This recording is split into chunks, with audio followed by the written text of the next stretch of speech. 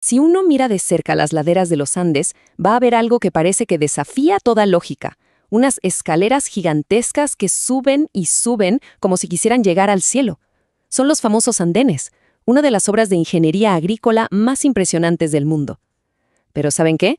Su origen no es una historia de grandes imperios o arquitectos famosos. No, es la historia de un solo hombre, de una helada terrible y de un secreto que le susurraron las piedras. A ver, pensemos un segundo en el desafío. Estamos hablando de laderas casi verticales, noches que congelan hasta los huesos y un suelo que es pura roca. Parece sinceramente una misión imposible para la agricultura. Y sin embargo, hace siglos, los pueblos andinos no solo lo lograron, sino que lo convirtieron en un verdadero arte. La gran pregunta es, ¿cómo lo hicieron? La respuesta fueron los andenes, o patapata, como se dice en quechua.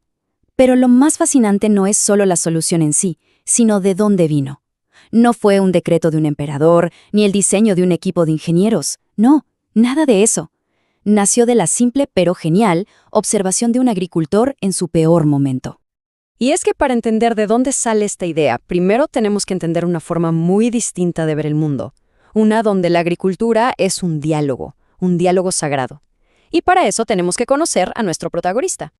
Se llamaba Manco Apú. Para él y para su gente, las semillas no eran cosas, objetos inertes, eran seres vivos, guardianas de la memoria de generaciones enteras y al mismo tiempo la promesa del futuro. Cada semillita era un universo de potencial y se la trataba con un respeto profundísimo. Estas eran sus palabras, como un ritual. Antes de sembrar, Manco Apú le hablaba a cada semilla, le pedía permiso, le prometía que la iba a cuidar. Y no era una formalidad, era la base de su relación con la tierra, una conversación de igual a igual. Y aquí está el corazón del asunto, un cambio de perspectiva total. En el mundo andino, la tierra no se explota para producir, no. La vida se crían las plantas, se cría el agua, se cría la tierra misma como si fuera un miembro más de la familia. Es una relación de reciprocidad, de cuidado mutuo, no de dominio. Y es justo en este mundo de armonía y de cuidado donde golpea la tragedia. Un evento que pondría a prueba no solo la cosecha de Manco Apú, sino toda su forma de entender la vida. Imaginen esto.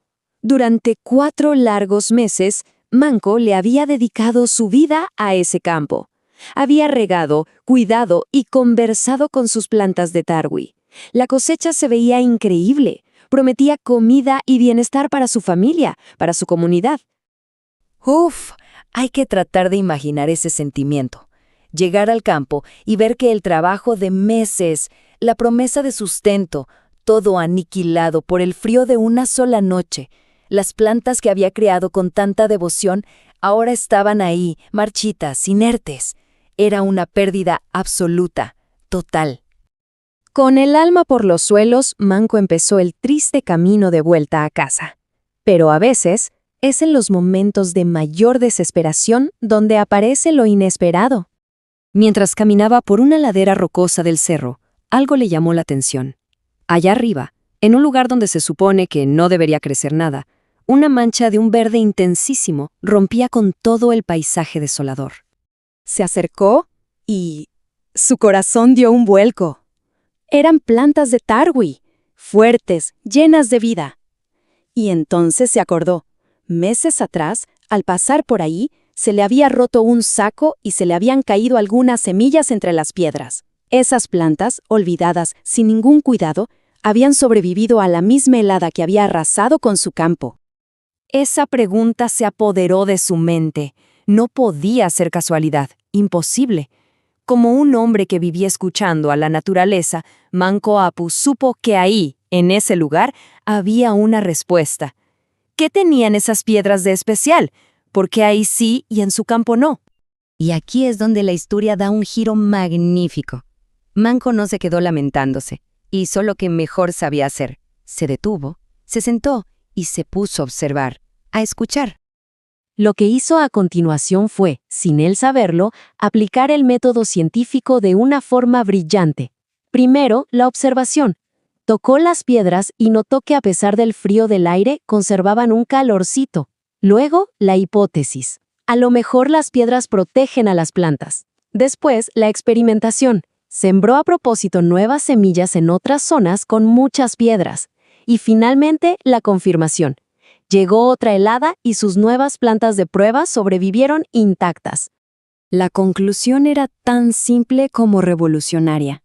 La clave para ganarle a las heladas no estaba en buscar mejor tierra o en algún ritual mágico. No, el secreto estaba en las piedras. Hoy, la ciencia le pone un nombre a esto: masa térmica. Es el mismo principio por el cual una pared de piedra sigue soltando calorcito mucho después de que se ha puesto el sol. Bueno, Manco Apú lo descifró hace siglos, solo con sus manos y su capacidad de prestar atención. El mecanismo es de una simpleza genial. Hay que pensar en las piedras como si fueran baterías solares. Durante el día, se cargan con el calor del sol. Y cuando llega la noche helada, esas mismas baterías se convierten en pequeños radiadores, que van liberando su calor poco a poco y crean como un escudo invisible, una manta térmica que protege la vida a su alrededor. El descubrimiento de Manco Apú fue un momento de genialidad pura. Pero lo que pasó después es lo que transformó una solución personal en el pilar de toda una civilización. Porque él no se guardó el secreto, corrió a compartirlo con su comunidad. Y juntos empezaron a hacer lo que parecía imposible: construir muros de piedra en las laderas para recrear a propósito ese microclima protector. Convirtieron pendientes que no servían para nada en jardines fértiles y resistentes. Y aquí es donde la chispa de un hombre enciende una hoguera que ilumina a todo un imperio. La idea escala a una velocidad increíble, de Manco a su comunidad. De la comunidad, la noticia llega a oídos del mismísimo Inca Pachacútec, que era un líder visionario. Él viaja, lo ve con sus propios ojos y, asombrado, da la orden: convertir esa técnica local en una política de Estado para todo el Tahuantinsuyo. ¿Y el resultado? Bueno, el resultado fue monumental. Se calcula que se llegó a construir 1 millón de hectáreas de andenes. Una red agrícola gigantesca que aseguró la alimentación de millones de personas y que permitió que el imperio floreciera en uno de los entornos más desafiantes del planeta. Y así, lo que comenzó con la devoción de un hombre por una semilla y su atención a una tragedia, se transformó en una de las infraestructuras más sofisticadas de la historia. Los andenes son mucho más que muros, son la prueba de que un diálogo respetuoso entre la humanidad y los elementos puede crear maravillas. La historia de Manco Apú nos deja una pregunta fundamental. En esta era de soluciones tecnológicas cada vez más y más complejas, ¿cuántos secretos, cuántas respuestas estarán ahí, escondidas a plena vista?